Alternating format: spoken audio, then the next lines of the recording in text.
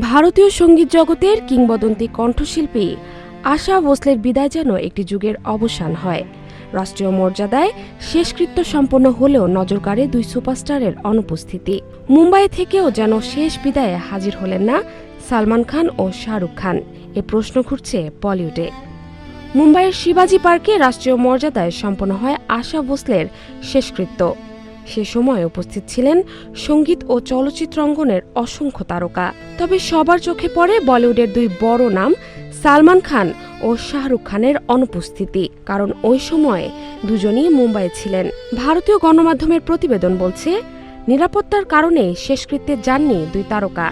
তাদের উপস্থিতিতে বিশাল জনসমাগম ও ভিড় নিয়ন্ত্রণের সমস্যা হতে পারে, এমন আশঙ্কা থেকেই নেওয়া হয় সিদ্ধান্ত।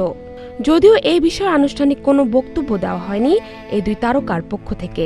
তবে সামাজিক যোগাযোগ মাধ্যমে শোক প্রকাশ করেছেন দুই তারকা।